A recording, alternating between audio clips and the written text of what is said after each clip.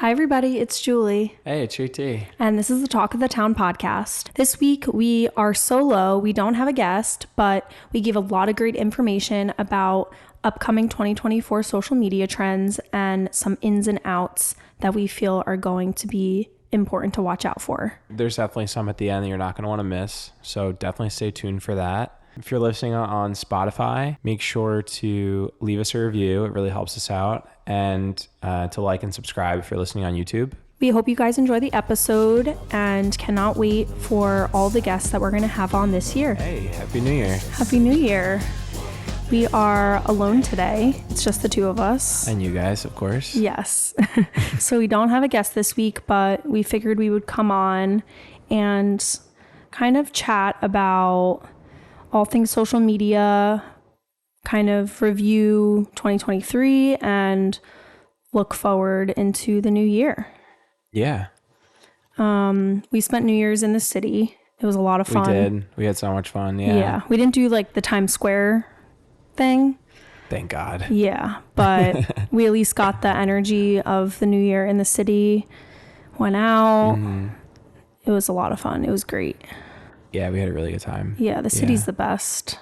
I'm not a super fan of the city normally, but I love to pop in every once in a while. I feel like New Year's is the perfect time to go in. Yeah, we did. We went to Bryant Park. We walked around the shops, saw everyone ice skating, got some hot cocoa.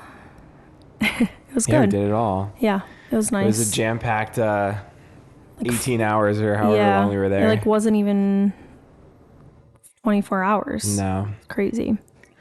So are you big into setting New Year's goals, or do you feel like it's kind of cheesy? I don't think it's cheesy. I think it's good to set goals. Yeah. I feel like I'm always kind of setting goals in my mind on certain things. That's what a lot of people say. Like, oh, don't wait until the new year to set your goals. Like, start them now. Yeah. But I think it's nice to look at the new year as like a fresh start and reflect on the year before and kind of get in your mind together, like get together in your mind, like what exactly you want to accomplish for the year, whether it's personal or business. I think it's great. Yeah, I think it is great. Yeah. Yeah, I feel like with setting goals, it's like constantly you're reprioritizing. Like you only have so many hours in the day, so you're kind of like deciding what things are going to be really important for you. And yeah, you're right. I think New Year's is a great time to kind of like reflect back and figure out what's like giving you the most value in your life and things that you might be neglecting that you should be doing. So true. Like, and going for a run for me. Yeah, you started 2023 off strong with runs, going on runs, and then it slowly kind of tapered off. Yeah. I feel like happens to the best of us. I know I probably had similar goals and they kind of just slowly trickle off. Mm-hmm. But I think as long as you get back on track, that's all that matters. Yeah. And every year looks so different. Like I look back on the last like 5 years and every single year was just completely different. Mm-hmm. Whether it was financially, the job that I was working, my interests, my priorities. It's so wild how in your 20s, it's just like a never ending race. Mm-hmm. Yeah. But it's good. It's exciting. Yeah. What's a goal that you have for yourself for this year? I guess like, like I said, with running, I think I would like to go for a run like once a week. That's great. Just as a baseline. Yeah. Yeah. Outside or at the gym? I don't love the treadmill, but I'll do it in the winter because it's better than going outside. Yeah. You're not gonna be like one of those crazy people on the side of the road in like winter gear running in a blizzard. Definitely not. Okay. No. Okay. Yeah, you won't see any David Goggins stuff out of me this winter, but yeah, I have been trying like I know it's really popular to do like 3-speed 12 incline on the treadmill. Yeah, 12 330. Yeah, I had a friend that he got me into it, so yeah. It's so good. They say it's just as good as like going on a run, if not better. Yeah, and I think it's like really low impact, so Yeah, it's like a lot more harder than it sustainable. looks. Yeah, It really is. it is. I was so surprised. I thought the first time I did it, I was gonna like coast, No, it's tough. and I was really sweating, and like I kept grabbing onto the bars. Like I noticed I was like cheating and grabbing onto the bars, and maybe the first day, like you kind of can get through it, but then the next day and the next day, it somehow gets harder. I don't know how. So? I don't know if it's because like you're sore, like those muscles are tired. But I remember like saying, okay, I'm going to do it every day for a whole week. Yeah. And I was just like, oh my gosh. But you know what? It is nice. The treadmill, if you're not running on it, because when you're running, you can't really like do anything. But with 12-3-30, it's kind of nice because you can kind of get stuff done on your phone, like if you wanted to, or like read, if you have like an ebook or watch a video. So there's ways to pass the time that's better doing 12-3-30 than just like running, you know? Yeah. I mean, I'm a huge podcaster, so I'll just listen to like a podcast. I guess you could do that with either then, but yeah, it's nice though. Yeah. That's a good goal. I think that would be great. Yeah. And it's not like too intense where you feel like you won't be able to achieve it. Because, you know, it's nice to have ambitious goals, but sometimes you have to be realistic. And sometimes it's better because then you're actually more willing to accomplish them than if it's something that's like wildly outrageous. Yeah. I mean, it's like a trade-off. Like when you make something important, you're making other things that you do less important. So it's so true. Maybe that means cutting out things that are like wasting your time, or you know, but it might also mean something that you do a lot that you need to make way for. But what about you? Do you have any goals for the year? Are you a big New Year's resolutioner? I am. Yeah. I love it. And I think this year, I mean, my goals year to year are usually very similar as far as like categories. But I think this year I really want to, now that I'm officially working for myself full time, I really have so much control over my daily schedule. And I almost missed the structure that I had when I had a 9-to-5 of waking up at the same time every day and having a really set morning routine because I had no other choice. Like I had to be at work at this time. So I had to do my morning routine and wake up early and do the things that I needed to do before work.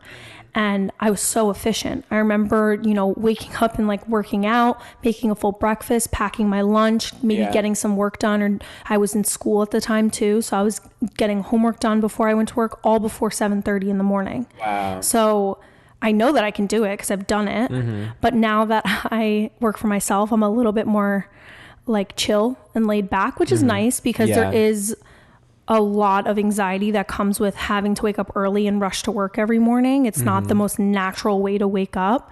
So I do want to like lean into like a slow morning, but like a slow and productive morning that's on my terms. Okay. And making sure that each day my morning routine is really planned out so that I'm going to bed knowing what my next day looks like, rather than kind of waking up and like on the fly figuring out what I'm going to do.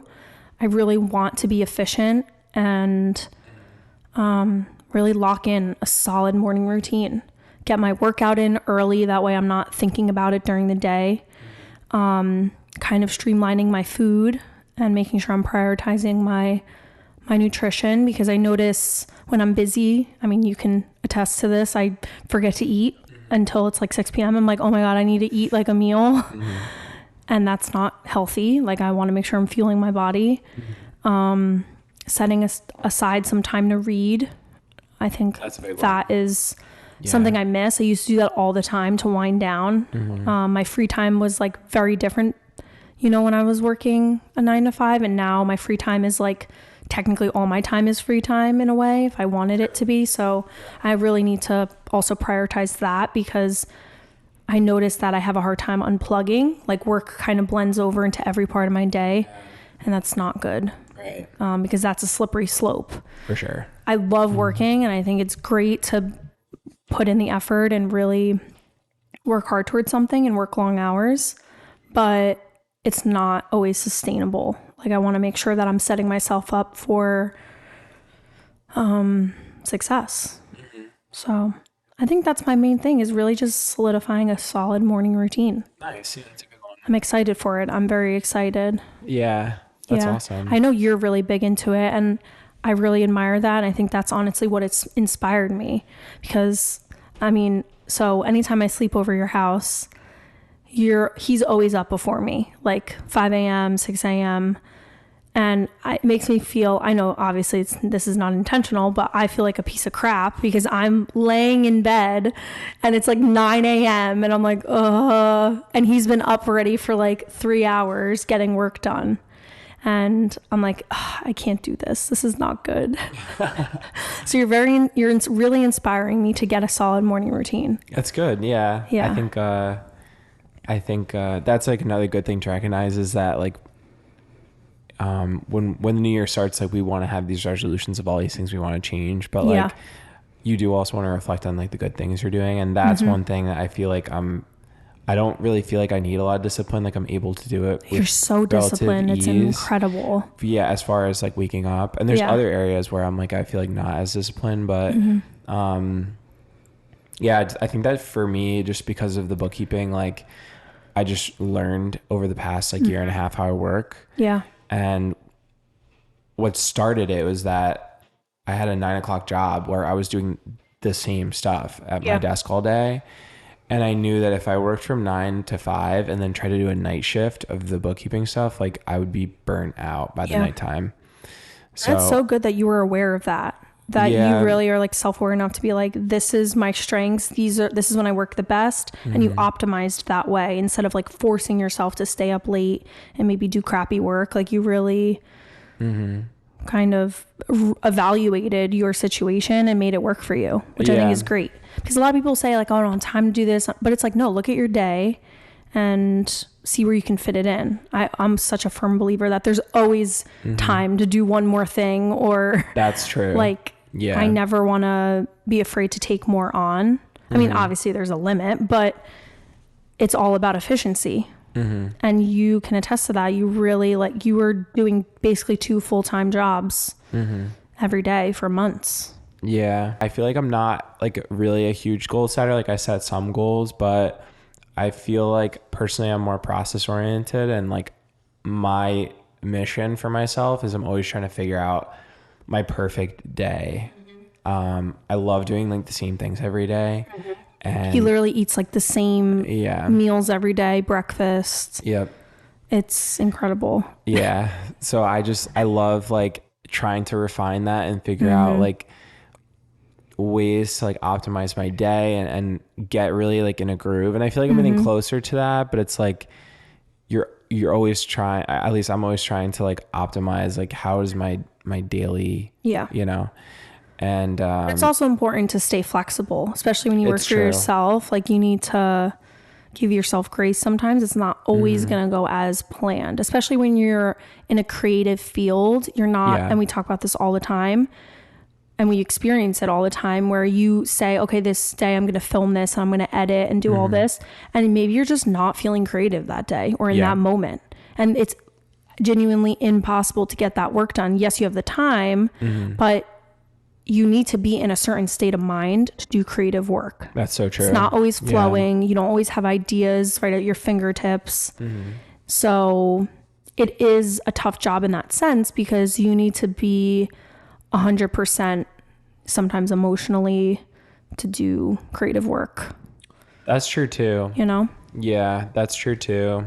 And we're also doing like a lot as far as going and meeting people. That too, yeah. Whereas like the bookkeeping, like technically, if that's all I had to do, like I could have the same day every single day for the most part. Like, aside from like it's more analytical meetings with someone new. Yeah, a lot of it is just virtual and through email stuff. Yeah. So, but yeah, social media is a lot different. It's a lot more client facing. We're doing like batch filming for clients, and so the days are a little bit more scattered, but I think even within that I can still control like part of the day, like especially like for, like getting up early, I can control like everything up until 9 o'clock, and then if there are things like, then at least like I got certain things done first in the beginning of the day. So but I think that's so great, and I can't wait to have my morning routine.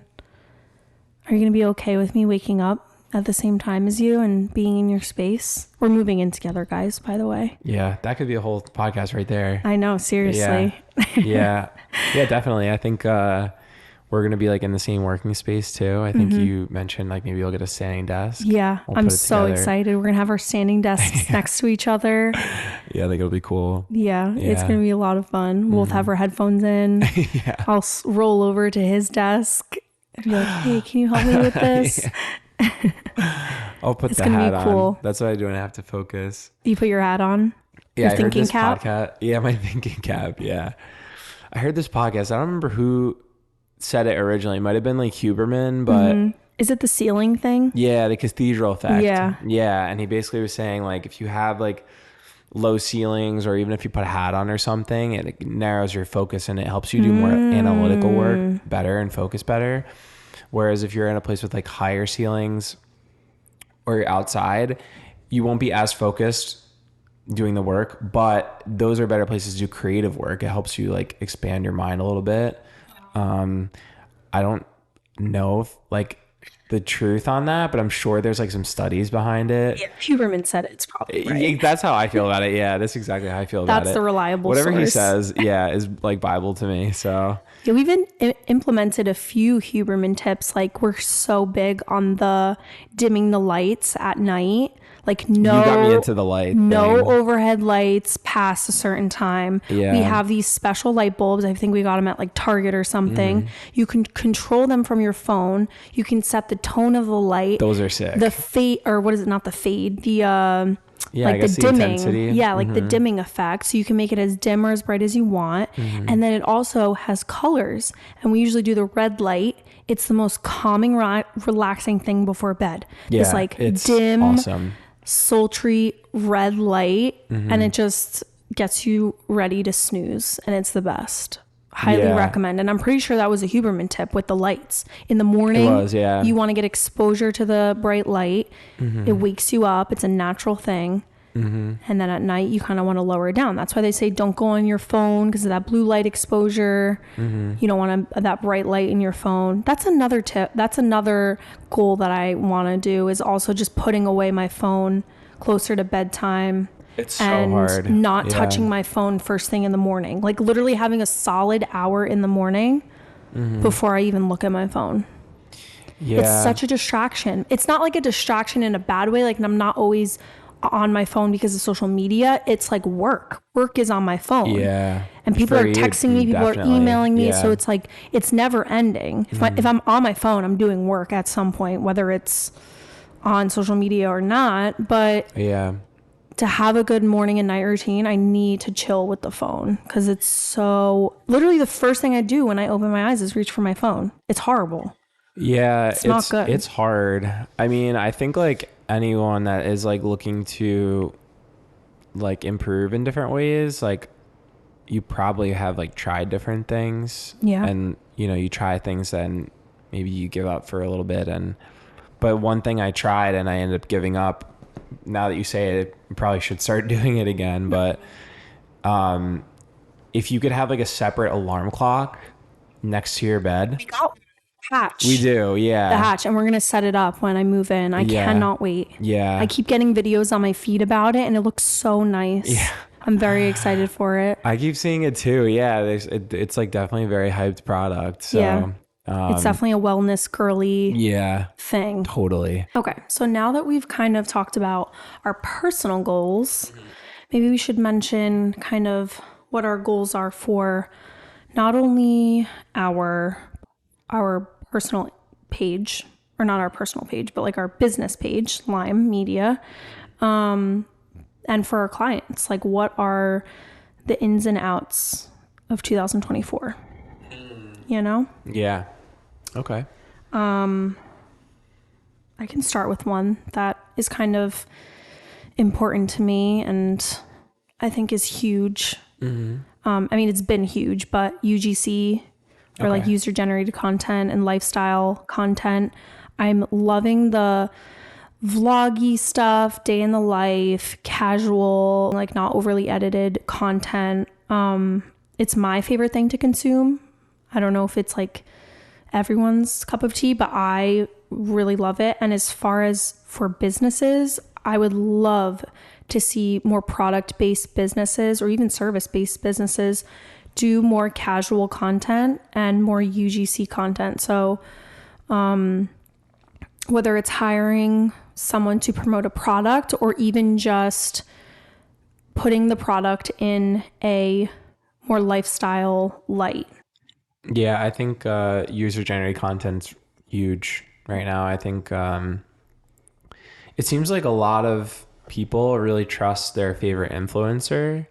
And I think brands are starting to realize that, like, if they can get someone who has a loyal following to endorse their product, it'll really go a long way. So that's a really good one. I think it's definitely going to be really important this year. One of my ins, I'll give it an in and an out. I'm going to say SEO is in, hashtags are out. And I want to caveat that with don't stop using hashtags. But as far as like importance goes, SEO is going to be so much more important than hashtags. It's not just like for websites anymore. I think that's the traditional, like people think like SEO is for websites. It's not. It's the same concept, but it's really taking storm in, social media. I think they're starting to use it with captions, but they're doing so everything. Much more now. Yeah. Because like, as you know, they're trying to figure out which images are in a video or in a picture. And they're trying to basically words, like the text that's in an actual video. What is it saying? Yeah. And I'm even hearing like people are doing this thing where there's like a setting in Instagram where it'll allow you to write a descriptor in for someone who's blind that'll describe the image. And it's like, and that's like what the settings for, but people are using it for like SEO to help like the algorithm describe like what the video is for. So it just like goes to show that like people are putting the extra effort into like making sure the SEO is like, aligning their. I think that's because a lot of people use Instagram now almost as Google. So true. And that's kind of where it comes from is when you're searching for a very specific topic, you want your video to come up. So how do you put that information into your post? And it's through the caption, it's through the words that are on the video, like the text. And we do a lot of different methods with our clients that we can always talk about at a later point. But like you said, don't stop using hashtags. That was kind of like the old SEO of Instagram. That's kind of how they started it. Yeah. Now it's just a little bit outdated. It's a little unnecessary, but. Yeah. And the reason not to stop using them is because it still helps the algorithm along. Yeah. But it's not going to just use your hashtags to figure out what you're trying to say. So definitely. It's trying to go a little bit deeper than just that. That's a great one. I love that. Another one that we've been hearing a lot of buzz about is long form content. This year, the short form content, quick grab, people are now having, short form content fatigue. Yeah, definitely. I think I'm even feeling it when I'm scrolling and I just see like a quick something. It doesn't always grab me as much as it did before. I want something like a little bit more interesting. I think we were listening to a podcast the other day and they said, I want a video that I can put on while I'm brushing my teeth. And I never related to something more. Like when I'm doing my makeup or brushing my teeth, it's like, I just want that really interesting background noise. Like podcasts. Podcasts are great. It's not everyone's cup of tea. That's why I think longer videos on TikTok, longer videos on Instagram are going to be huge. And I love that. I think that's so cool. It gets past that surface level quick edit and it gives you just more information on people that you follow and really like to know about. That's so true. Yeah. And I think we're already seeing it on TikTok. Like TikTok is kind of like leading the way right now, it seems like, as far as trends. And we saw Instagram go really heavy on Reels once they realized how successful TikTok has been. Yeah. in gaining attention for people. And now TikTok is allowing people to post really long videos. And yeah, I'm interested to see how it goes. I don't know if they're onto something or if they're experimenting to see if people will take to it. Yeah. It could be a little bit of both, but I think that they're definitely onto something. Even YouTube, like when I was younger, YouTube and long form content was so big. That's what we watched. We watched YouTube videos. Kind of died off a little bit, kind of not really YouTubers, and YouTube is not like the biggest thing anymore, but I've kind of heard that it's making a comeback. People want that type of content, and I love it. I think it's great. And yeah.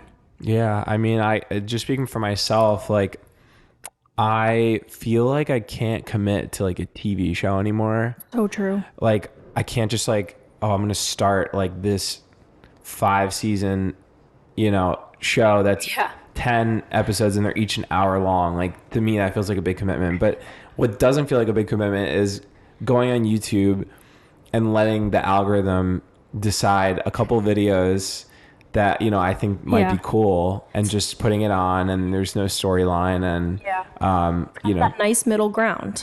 Yeah.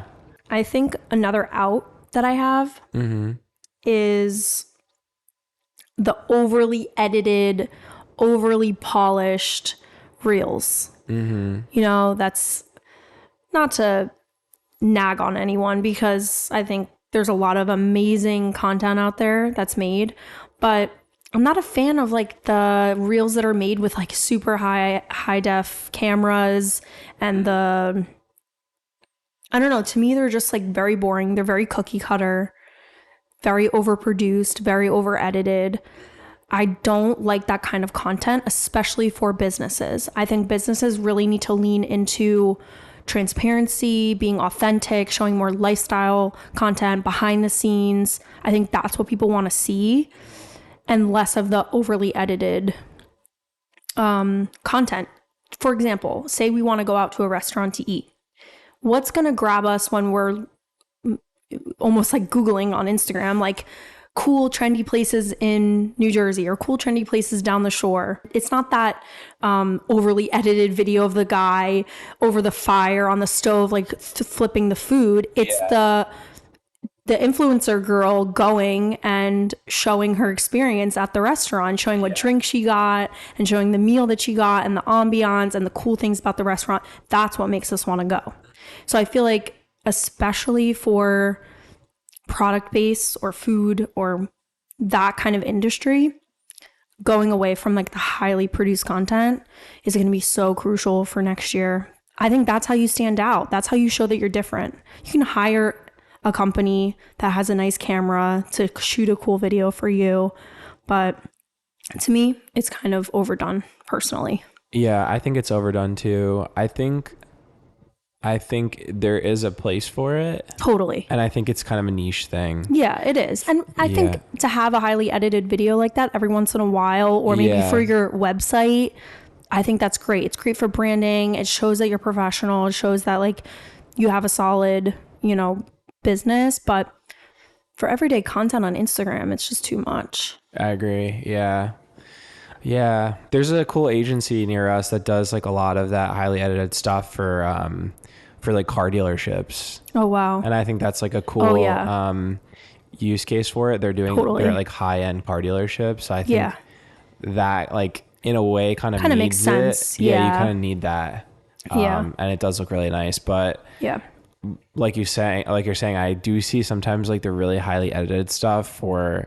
It's not interesting personally. I don't know. What it doesn't grab me. Yeah, I don't know what it is. It's visually appealing, but as far as like consumability, I don't know. It's just not for me. Yeah, I think what it comes down to for me is like it's kind of like tactics versus strategy. Okay. And what I mean by that is like when you're deciding whether to do like a low quality iPhone video or a high quality $2,000 camera video with lots of edits, transitions, stuff like this, like those are like tactics decisions. But I think where the strategy comes in is like knowing your brand, but also like telling a story. I think that is one thing about like social media, creating content that never goes away, is like, if you have the ability to tell a story, you can do it in a variety of formats and you'll be successful. 100%. Yeah. I mean, I think there's basic requirements when you are filming a video and you're posting that need to be met. Good quality lighting, you know, a decent camera as far as like having a slightly updated iPhone, like not using a potato to film your video. Like people want some level of quality in the content you're consuming. If it's a low lighting video, it's not going to be good. For sure. So there is a middle ground. And I think that if you find that middle ground and then pair it with storytelling, great SEO, and staying consistent, you'll have an amazing page that you can build, and that will build your business. And it's so valuable. If you are a business in current day, you need to be using Instagram as a platform to sell, find clients, find customers. It's just, that's how it is. And if you're not, you're missing out 100%. Yeah. It's so crucial. Yeah, I couldn't agree more. Yeah. Yeah. I think we have one more out. Yeah. I'll do an in and out for this one. Okay. I'll say mindless scrolling is out. And I say that even though I do it myself still. I can't help myself sometimes. Same.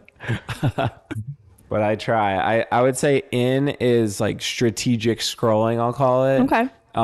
Getting inspiration, maybe? Getting inspiration, absolutely. Yeah. I think something you said the other day was really interesting. You were like, I'm going to make it my mission for the next month. I'm going to, every time I see a video that really grabs me, I'm going to write down what it is about that video that really hooked me in. Yeah. Because I think we both can agree, like, even when you're scrolling and you're trying to gain some kind of information from it, you're still going to have to figure out what it is that grabs you. And sometimes it's harder than it sounds. You might watch a video and really like it. Yeah.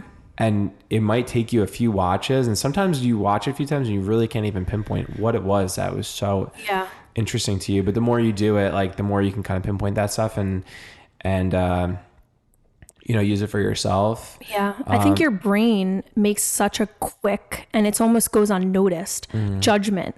And we're so used to scrolling. We see hundreds of videos all day long. We're scrolling on our phones, whether that's on Instagram or TikTok. There's hundreds that we scroll past without even it's like within the first millisecond, we're like, nope, don't want to watch that. Why is that? And then some videos, something about it, whether it's the colors, the person, what they look like, maybe it's the first word, maybe it's the music, wherever the first shot is, all those things, and maybe sometimes combine, will make you stick around. Yeah. And if you can hone in on that and really take notice of the videos that do that for you and don't do that for you, you could harness something for your personal page or for your brand that would be great. Yeah, I totally agree with that. And I think like a really good use case for people, like for business owners, is to like do that, but also do it with companies in your niche and see what other businesses are doing that you like. Yeah, because like I think sometimes people struggle with being inspired and trying to come up with video ideas.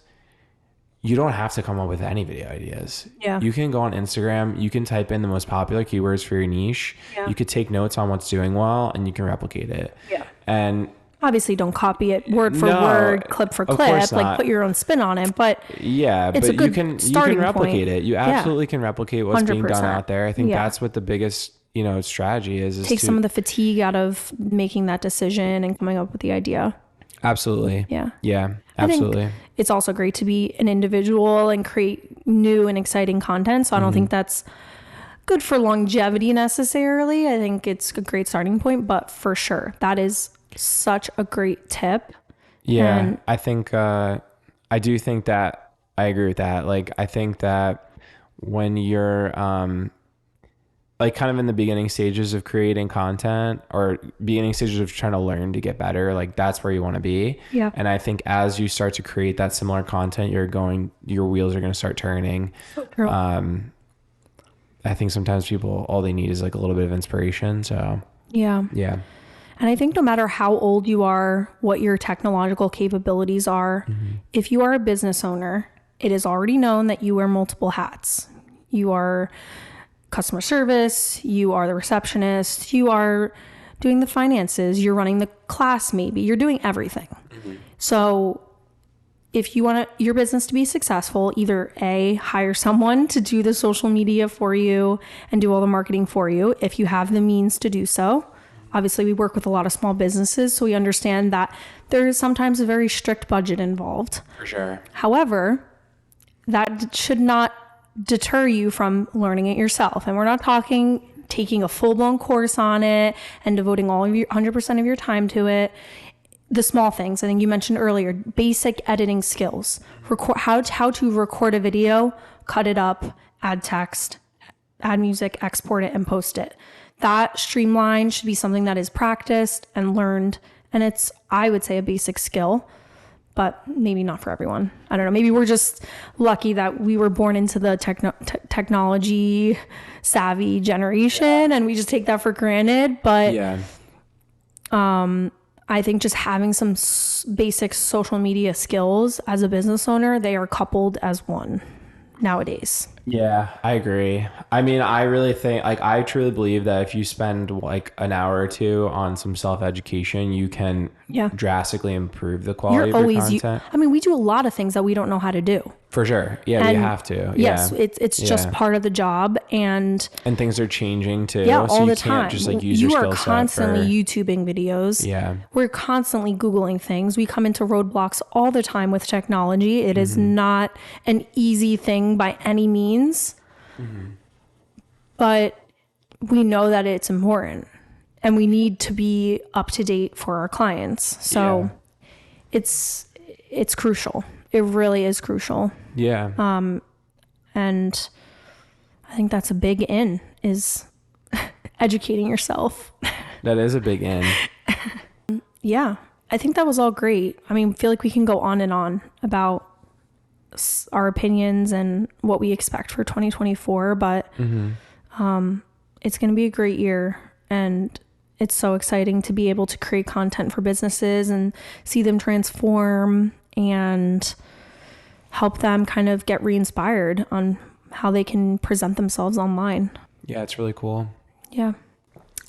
Well, I think that's all we have for today. Hopefully you guys got a little nugget or two of knowledge from today's episode. We really enjoyed filming it, and we're very excited to be posting every week. And next week we will have a guest, and the weeks following. This year is going to be great for the podcast and hopefully for everyone's business. You can find us on Instagram at talkofthetown_podcast.